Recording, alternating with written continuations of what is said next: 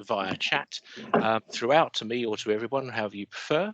And I'm just going to introduce our two speakers in just a second. Bear with me a minute. So Rachel Etterbar, I'm hoping for a cheery wave from Rachel.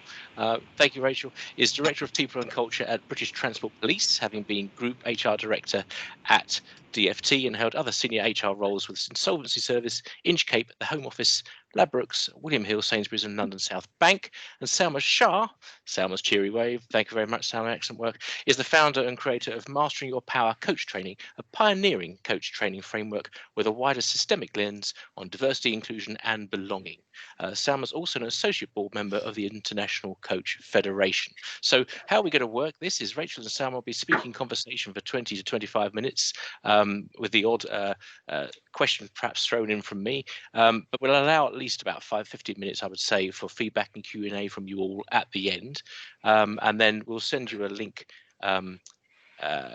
to our YouTube members channel within 48 hours as ever of the recording from the speakers. So we're looking at half finish at 3:15 and from oops, big pardon. So yeah, half finish at 3:15. But for now, I'd like to hand over to Rachel and Salma to take us through this, which is effectively a case study of what you've done and what you've achieved. And thank you very much for doing this. Okay, thank you. So I'm going to talk a little bit first about what the issue was in the British Transport Police, and then and why we asked Salma to work with us. And then Salma will talk through that, and then we're just going to hopefully run this as a conversation. So if you've got burning questions along the way that really can't wait to the end, do feel free to ask us, because it's not like we're working just on slides. So just to give you some context, the British Transport Police is a unique police force. We police all the railways in England, Scotland and Wales, so we're a national police force. We are not paid for by the Home Office, we're actually funded by the rail industry. So we straddle both the public sector and the private sector, where we sometimes have interesting conversations with our funders who sometimes think that we're there as revenue protection officers rather than police officers, which is challenging. 5,000 staff, of which 3,500 are police officers.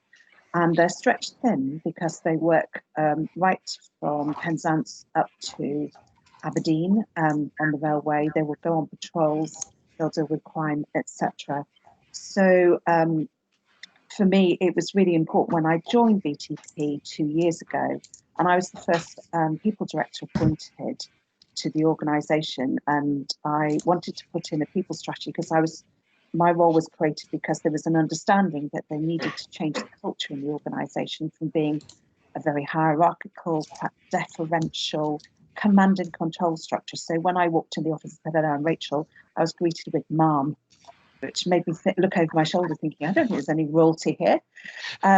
So a real understanding that we needed to change the culture of the organisation and really focus on encouraging people to stop giving orders outside of operational activity and focus on a much more human-centred way of interacting, focus on leadership, on bringing people with you, on coaching and mentoring. And we've been, over the last couple of years, reviewing everything from our people strategy to our performance management system, etc. But when I wrote my strategy and said that we wanted to focus on coaching,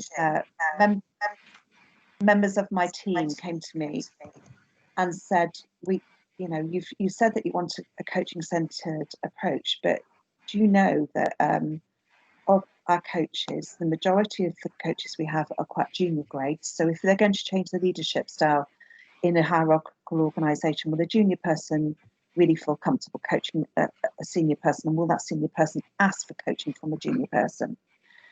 But also our pool of 44 coaches are mainly women. A lot of them are police staff. And in an organisation like ours, there's a real difference between police staff and police officers, and often a lack of understanding of what each other do. But more importantly, the majority were white. And we had a real recognition that we're going to deliver other things in our people strategy, which was about increasing the number of women in our organisation and most importantly, increasing the number of people who are Black, Asian and ethnic minority police officers, which is a national priority for policing. We needed to change the makeup of our coaches and look at doing this in a very different way. So Catherine Chowdhury, who happens to be on the call actually from my team, approached Salma and talked to Salma about a different way of coaching. And Salma, do you want to explain how you've been working with us on changing the way we do coaching? Absolutely, and thank you very much, Rachel. So good afternoon, everyone. So before I jump into the relationship with BTP, just a bit more background about where I came from on this was that degree psychology, 17 years of corporate experience working in the tech sector, but I'm not very technical at all. So fingers crossed about Teams not crashing on me. But in 2002, I qualified as a coach. I just had this yearning to do something around coaching, and I came across this concept of coaching. And I'd say, from that time on until last year, I'd been running a successful coaching and training outfit, working with, different types of organizations. But for the last couple of years, in the back of my mind, I'd had a niggle. And that niggle had been that, well, I was whining to anyone who'd listen, and not many people, but, I was having a niggle around feeling there was a lack of diversity in the coaching profession. And that niggle came from my own experience of being, an underrepresented person who'd worked in a corporate career, where I'd never met anyone who was a coach who could have supported me early on in my career and in mid-time in my career. So that niggle came to thinking, you know what, I need to do something about it. And I reached out to Catherine Chowdhury, who is on the call, on LinkedIn. And I just kind of messaged her, and we jumped on probably that same afternoon and had a conversation. And a conversation that turned into a very fruitful relationship that started in June last year. And it led to me launching a coach training program that was designed with the lens of inclusion, belonging, and diversity. So what my program did, and there was no other program out there doing it, there was two aspects to it. One, I wanted to see a different, an increase in the mix of different types of coaches.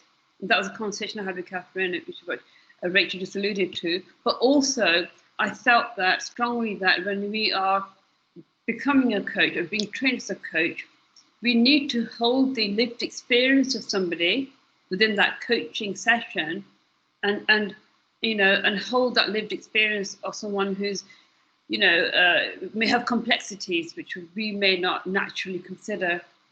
And I have to confess, BTP, the work with British Transport Police, has absolutely revolutionised, and it's been the greatest, most powerful piece of work I've done. And British Transport Police put 4 people on the first cohort. I'm losing count on the second cohort. And my third cohort starts tomorrow. And these cohorts have been open cohorts. So I've had people from the Transport Police plus other organisations.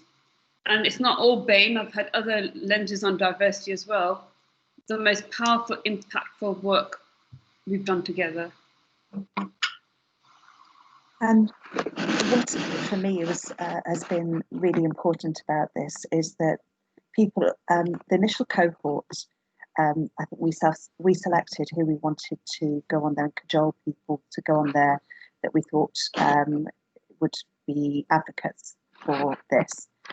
We deliberately chose sergeants and inspectors, so they're kind of middle ranking managers in equivalents in a private sector organisation who have gone on this probably a little bit skeptically at first, and gone through an experience where they've learnt a new skill, where they've learnt about being a coach, but they've also learnt about themselves. And for me, the most powerful feedback has been how much they have said, I have gone on a journey, I've learnt about myself, I've learnt techniques that I can use on myself, techniques I can use on my team, and the energy and enthusiasm that's come out that they've gone back to the business and practice their techniques. And I think it was really telling when we advertised for the second cohort, because we advertised it through the internet. And for 4 spaces, we've got 53 applicants.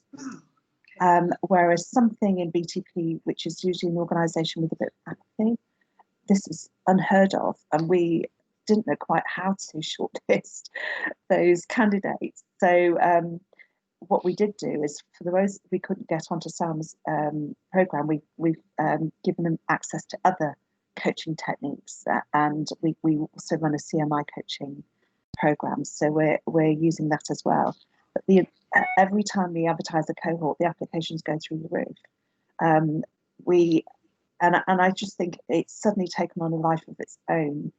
And from our original intention, which was to broaden the coaching cohort to include our BAME, grow more BAME people, our last cohort had people from our neurodiversity network, LGBT, so we are broadening our approach, because I think, like Sam said, if you don't have that lived experience, you don't know what it's like, for example, to be knocked out and gay in a police force where you're fearful of coming out in an environment where sometimes it's a bit macho.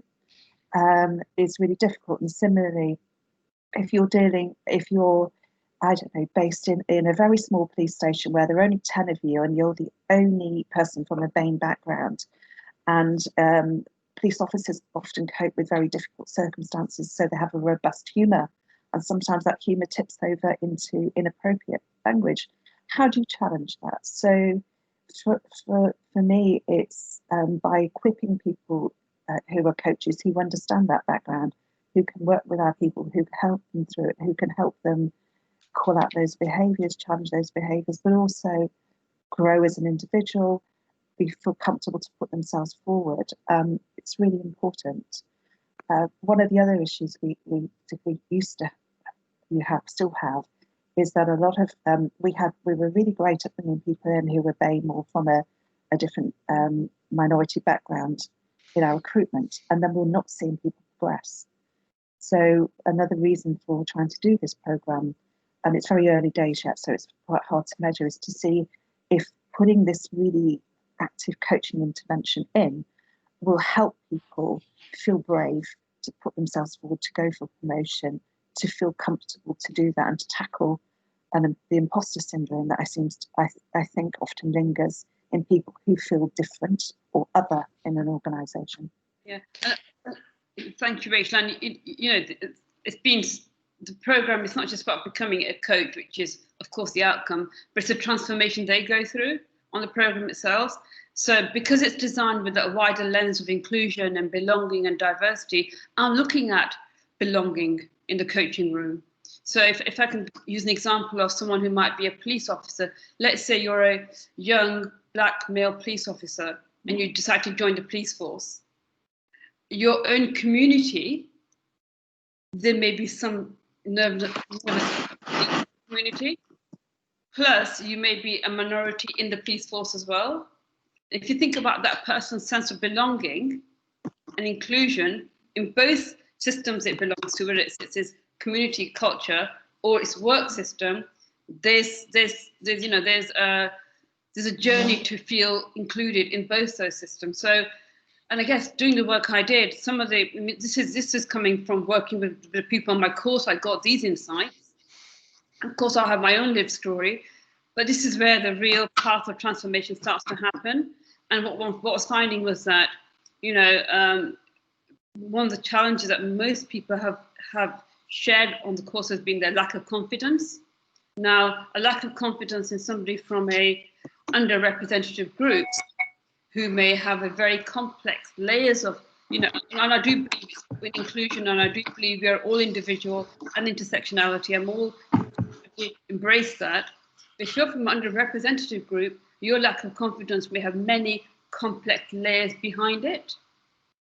On that point, Salma, sorry, I was just going to ask, are there particular techniques that you think people on the course have prized, which is probably why word, I imagine, has got around, because that's why the second cohort filled up. What do you think the first cohort was particularly saying you want to go on this course because they teach you this, or they improve this? What do you think stands out? Yeah, I think that we all learn to manage our working lives and our daily lives through survival strategies. Yeah, if I do A, B, C, I'll get to Y, X, Y, Z. And hello, am I echoing? Yeah, you've got a bit of an echo, but you're still there. Sorry. Am I still echoing? Oh God. Okay, yeah. So effectively, what they've done is they made a journey away from survival self to a more healthy self. They still have the ambition, they still have the goals, but it's coming from a more empowered self. And I guess what the course is giving people is this confidence to feel seen and not having to edit out which bits of themselves they take into a conversation, they take into the workplace to survive. So it's, you know, it's almost like I'm seeding bits of confidence in every little day session module I do, and I take them on a roller coaster ride, because to come out of anything with growth comes a bit of pain. And you know, and you know, I remember someone saying to me, you know, what will this just not be career coaching? Is it going to be more than that? I said, well, yes, it is. So we have those moments where, you know, where the light bulb goes on. Actually, this real transformation is going to come from really holding the mirror up and going to places where they come out the other end, you know, from a much more powerful place. And the thing I've seen is the growth and confidence has come from, it's okay to be me. It's okay to you know, to share my lived experience, and to have a group of people where you can confidently do that without feeling uncomfortable is what the training program has provided. Okay, that's great. And Rachel, what difference have you seen? I suggest we open it up to questions in about 5 minutes, but so don't let me cut across you if there's other things you want to cover, by the way. For me, what I've seen is the energy and enthusiasm coming from the people who've gone through what has been a life-changing experience, and how they are now sharing that with others in the organisation.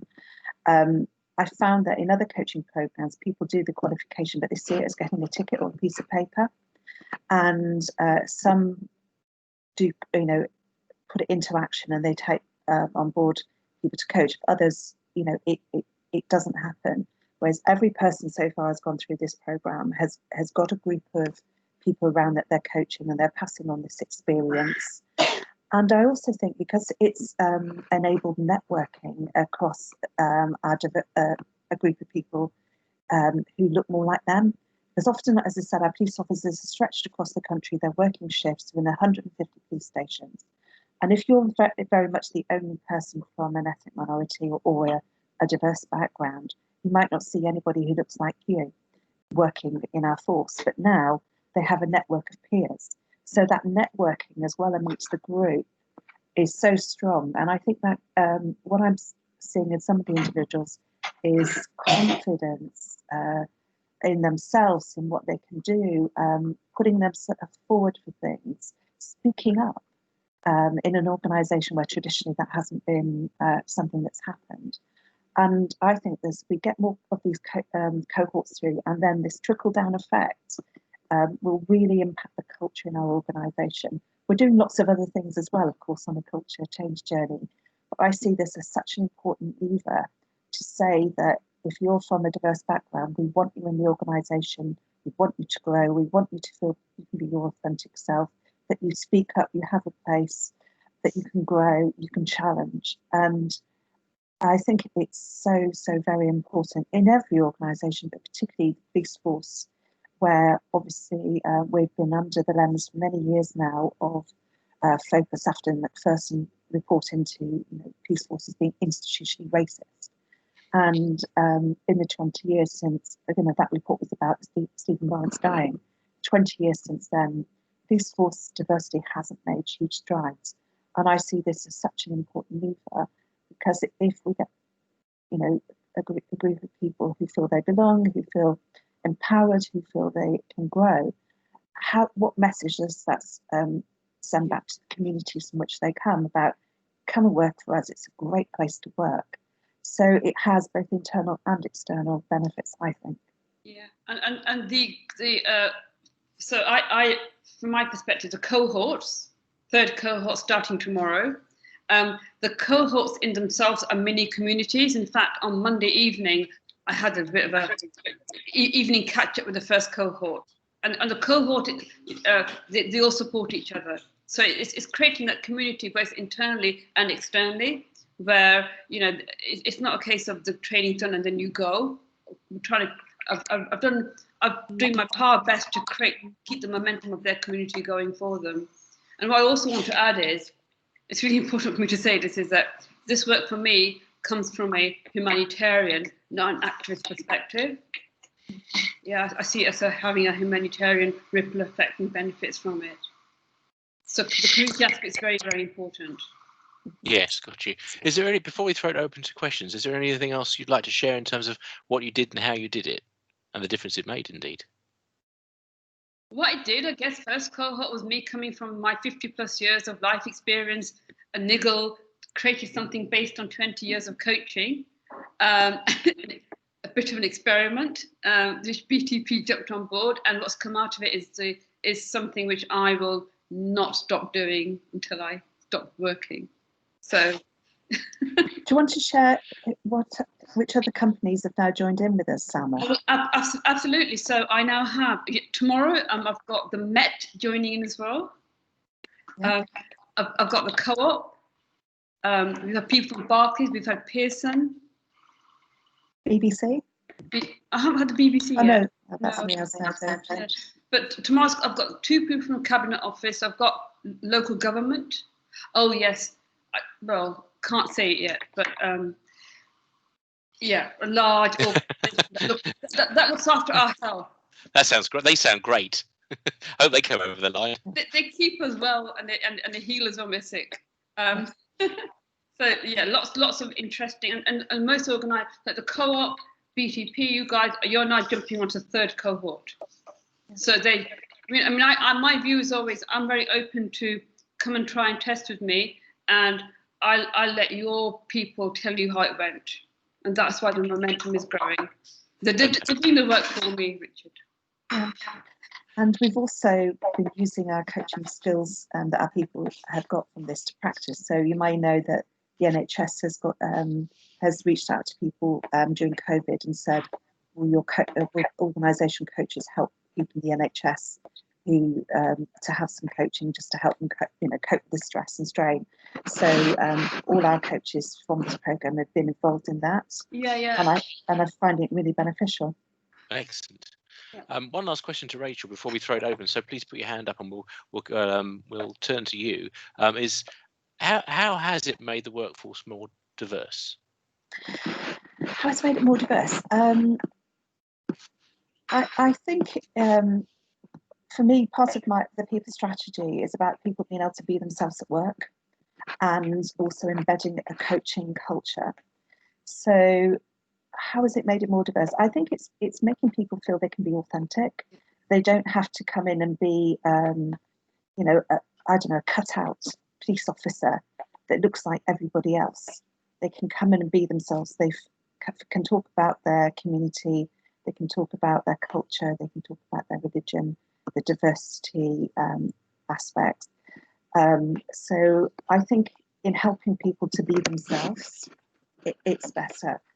How it's helping be more diverse, I think it's in the coaches.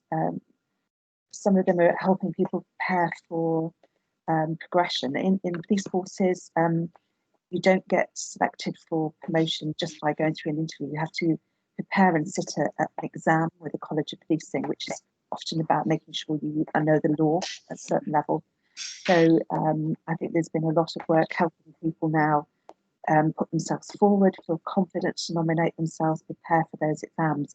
So being more diverse, I think I'm hoping, certainly in our last round of exams for inspectors, we had a better outcome for diversity candidates. It's early days, as Simon said, we're only starting on our 1st cohort coaching programme.